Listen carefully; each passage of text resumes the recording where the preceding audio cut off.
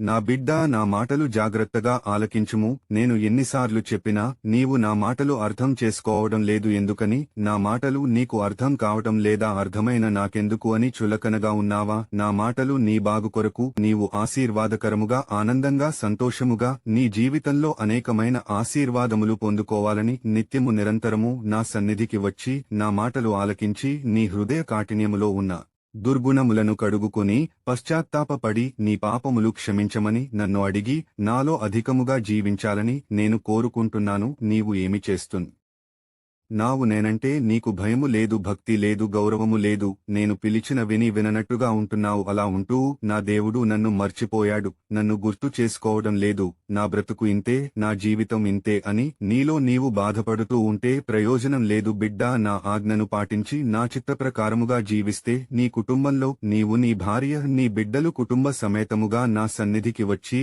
నిత్యము నిరంతరము ప్రార్థనలో గడిపితే నేను నీ ప్రార్థన ఆలకించి నీ జీవితాన్ని 3 పువ్వులు 6 కాయలు కాసినట్లుగా విస్తరింపచేస్తాను. నా సన్నిధికి రాకుండా, నాకు ప్రార్థన చేయకుండా, నన్ను గుర్తు చేసుకోకుండా దేవుడు అది చేయలేదు, ఇది చేయలేదు అని నా మీద నిందలు వేస్తావేమో. ముందు నీ జీవితాన్ని మార్చుకుని, బ్రతుకుని మార్చుకుని, కుటుంబ జీవితాన్ని మార్చుకుని నా మాటలు నీ బిడ్డలకు బోధించు, నీ భార్యకు బోధించు. నిన్ను నీవు సరిదిద్దుకుని నా సన్నిధికి వచ్చి ఆదివారం కాని ఉపవాస దినాల్లో గాని నీవు నా సన్నిధికి వచ్చి మొరపెడితే నీ ప్రార్థన నేను వింటాను.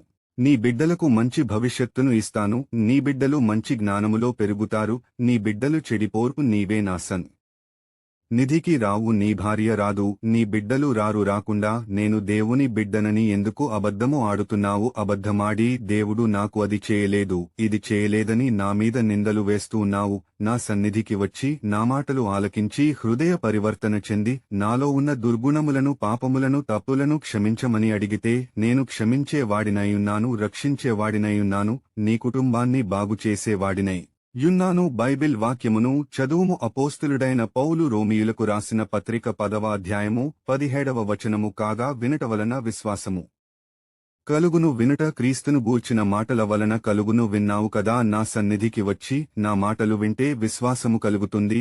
నా సన్నిధికి రాకపోతే విశ్వాసము కలుగదు, నమ్మకము కలుగదు, నీ జీవితానికి మార్పు కలుగదు. నీ జీవితంలో చేసిన తప్పులను, పొరపాట్లను, పాపములను సరిదిద్దుకుని విశ్వాసముతో నాలో జీవించుటకు గొప్ప అవకాశం నేను ఇస్తున్నాను. ఇలాంటి అవకాశం పోగొట్టుకుంటున్నావు. ఎవరు ఇవ్వరు. నేను అవకాశం ఇచ్చాను అంటే నేను నిన్ను ప్రేమిస్తున్నాను. ఆమెన్.